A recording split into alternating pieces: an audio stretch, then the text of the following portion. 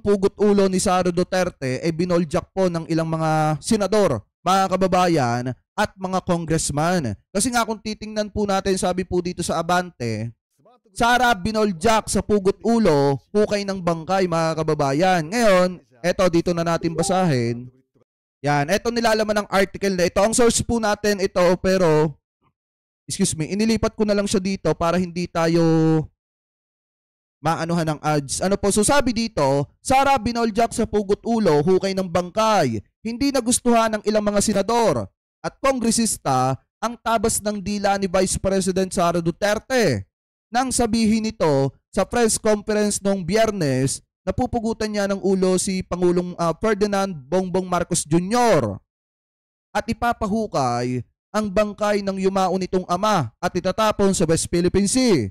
Sabi pa dito, para kay Senate President Francis Chis Escudero, ang becoming ang mga patutsyada at mahanghang na pahayag ni BP Duterte laban sa pamilyang Marcos.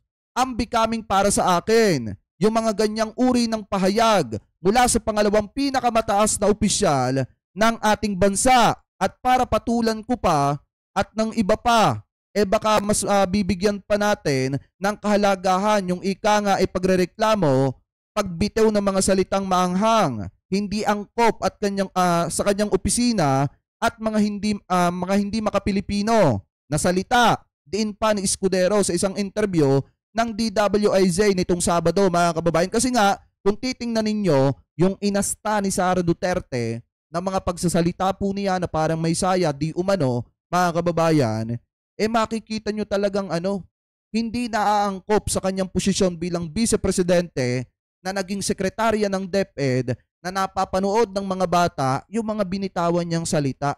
Mga kababayan, na kapag may galit siya sa isang tao, yung napasok sa kanyang isipan, sa kanyang utak, wakasan ang buhay ng isang tao. At hindi rin, mga kababayan, kaangkop-angkop yung salita niya na ipapahukay niya yung taong nananahimik na ng napakahabang panahon tapos itatapon niya sa West Philippine Sea. Kaya nga kung titingnan nyo, nagalit ng sobra ang mga Marcos loyalists at saka mga Ilocano dito kay Sara Duterte. Kasi nga, pagkatapos kang suportahan ng 2022 national election, yan lang ang igaganti mo. Yung taong nananahimik, idadamay mo para lang mapagtakpan yung paglulustay di umano ng pera ng departamento mo. Yan ang problema kasi, mga kababayan, kapag yung isang tao nakukorner na at wala nang maisagot kasi nga booking na at bistado na ng kamera, gagawa ng ingay, gagamit ng ibang tao kahit na mayapa na gagamitin para pagtakpan yung issue na ipinupukol po sa kanya. Ano po, so sabi pa dito, basahin pa natin. Kasi, mga kababayan, ipinagtanggol ni Bato de la Rosa, ito pong si Sara Duterte. Ano po, ang sabi ni Bato de la Rosa kasi dito, parang pinapalabas ni Bato na naging prangka lang daw etong si Sara. So okay lang pala kay Bato de la Rosa na mambastos ang vice-presidente ng taong namayapa na at nakikita yan ng mga bata.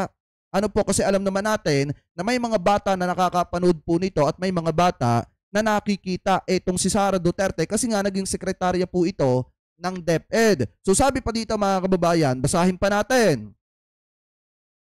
Eto pa daw, aniya, hindi lang matatanda ang nanonood sa telebisyon at social media, kung hindi pati na rin mga bata. Sana maging mas mapanuri siya at sana mas maingat sa mga salitang binibitawan.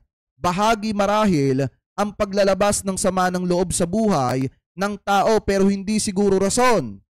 At lisensya din iyon na buksan ang paggamit ng salita na mapapakinggan bata man o matanda, paliwanag ng Senate President.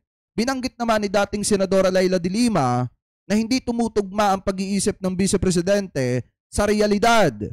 Sa totoo lang, naniniwala ako na si BP Sara ay medyo hindi makapaniwala na hindi ka panipaniwala or makapaniwala na magsasabi ng mga bagay tulad ng pagtatapon ng katawan ng isang lalaki sa dagat at pag-iisip na putulin ang ulo ng Pangulo habang ginagawa ang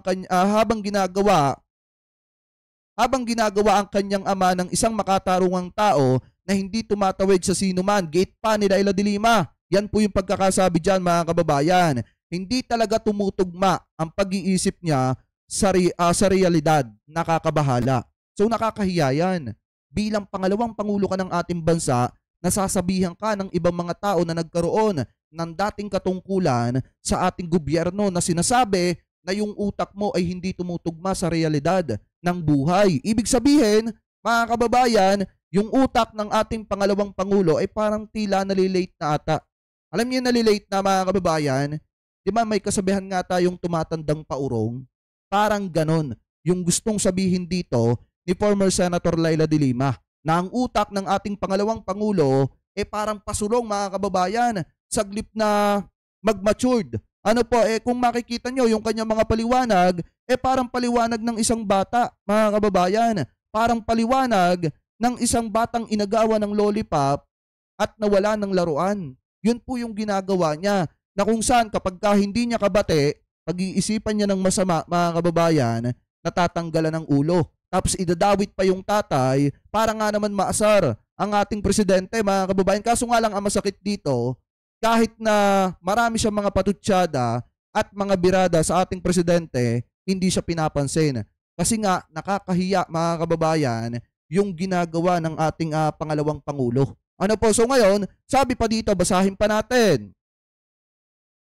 Eto daw, depensa naman ni Senator Ronald Bato de la Rosa, naging prangka lamang ang vice-presidente. She is honest enough to say something na nasakta ng kalooban niya. Hindi siya plastic na tao. Kilala natin yan. Na prangka na tao yan. Hindi yan political pogi prangka yan na tao. Yan yung sabi ni Bato de la Rosa. Nanuntok nga yan Proud pa si Bato de la Rosa na nanuntok ng isang sheriff etong si Sara Duterte, mga kababayan. Ani ni de la Rosa, hinamo naman ng isang kongresista si BP Duterte na mag-focus na lamang sa pagbibigay solusyon sa mga problemang kinakaharap ng bansa sa halip na puro pamumulitika at pang-aatake sa gobyerno na nagdudulot lamang ng pagkakawatak-watak ng sambayan ng Pilipino.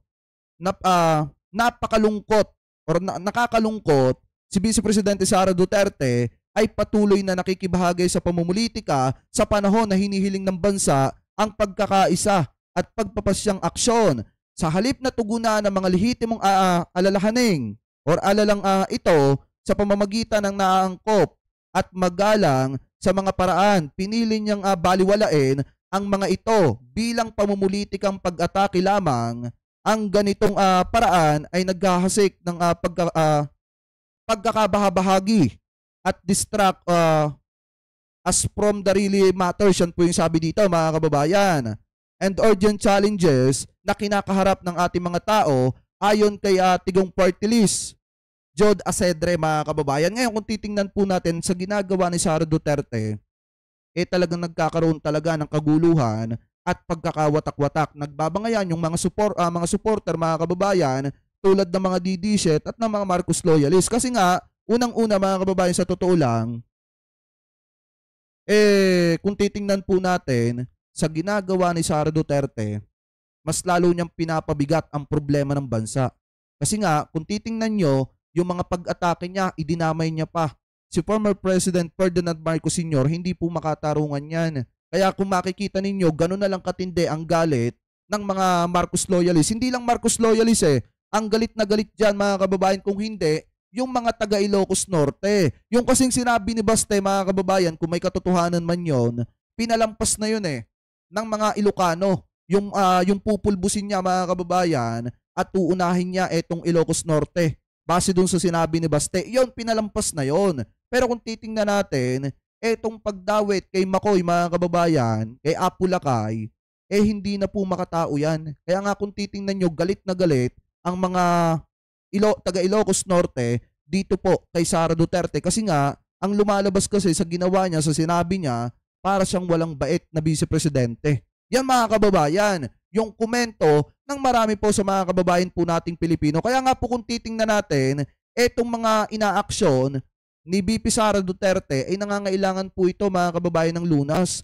Kasi napapansin ng marami sa mga kababayan natin na tila parang may problema sa pag-iisip eto pong ating vice-presidente, parang may sayad, mga kababayan, di umano, at yan po ay ayon sa mga kababayan Pilipino po natin kasi hindi po ikinikilos ng normal na tao yang ikinikilos ni Sara Duterte ngayon. Kaya dapat po talaga mga kababayan, lalo na kung talagang concern yung mga DD dito kay Sara, kumbinsihin nila na magpagamot itong si Sara Duterte at patingnan po yung kanyang sarili. Kasi baka mamaya mga kababayan, lumala ng lumala, tumindi ng tumindi, at iba na po yung magawa at maging desisyon ng ating pangalawang Pangulo. Ang maaapektuhan po dyan ang mga kababayan po nating Pilipino, lalo na kung pabale-balentong na yung isip at pag-iisip mga kababayan nitong ating Vice Presidente. Natural, kakalabanin na niya ng kakalabanin ng pamumuno ni PBBM kasi nga pabale-balentong na